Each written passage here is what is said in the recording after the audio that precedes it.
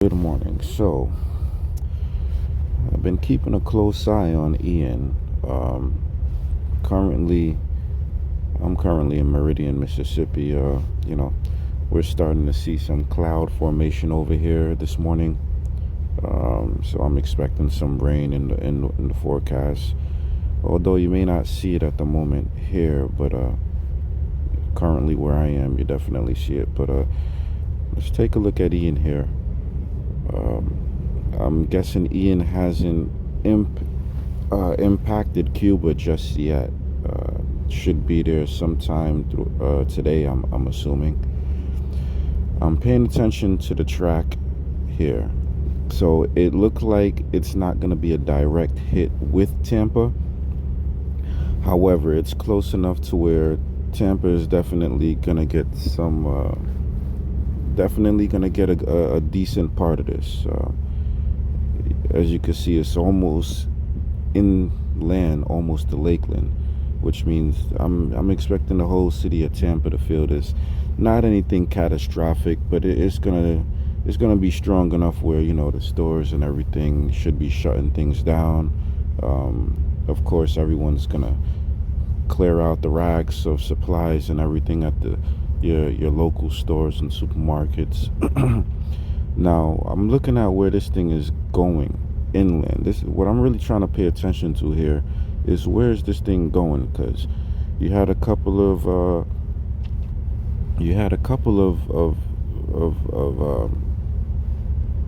computers showing that it would go out here to the Atlantic, right? And that would have been really bad for the Carolina coast, where there's a lot of cities that definitely have issues with flooding and heavy rain. But if it's gonna go up here, I'm expecting it to head like, you know, still past the West Carolinas, but up into Virginia somewhere, and then that'll just meet up with this storm system we have up here, as you can see in the Detroit, Toronto, Pennsylvania, upstate New York area. You see that big rainstorm system. I'm expecting this Hurricane Ian slash tropical storm to eventually collide with that storm system up there, creating a huge um, thunderstorm, a huge, almost like a superstorm, you can say, but like a major tropical storm that'll probably range from the Carolinas up to even upstate New York or Connecticut, Massachusetts. That's what I'm paying attention to, and I'm hoping that it doesn't, for a lot of reasons. We all have family, friends, loved ones that live in some of these areas where there's flash flood warnings. Um, but you see this area over here. Now you see how this looks. If Ian shifted over here to this coast, to the East Coast, I mean, there's definitely going to be some flash flooding. There's cities in some of these areas on the coast, and all it takes, it doesn't even have to be a major hurricane. Excuse me.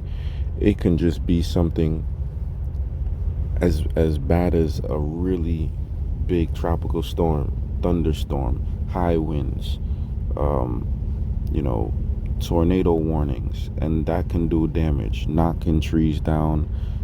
Talking about floods, overflowing basins, and whatnot. So let's see how this thing turns out. Let's see how it turns out.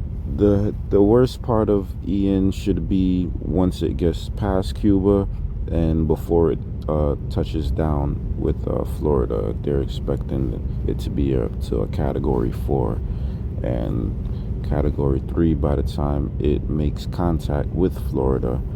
But before it gets deep inland, it should be downgrading to a Category 1. So yeah, and as you can see, we have another storm system forming out here in the Atlantic. 50% probability, which means that should eventually transform into something should that percent go any higher. But that's all I have for you right now, people. I will definitely be keeping a close eye on this. Thank you.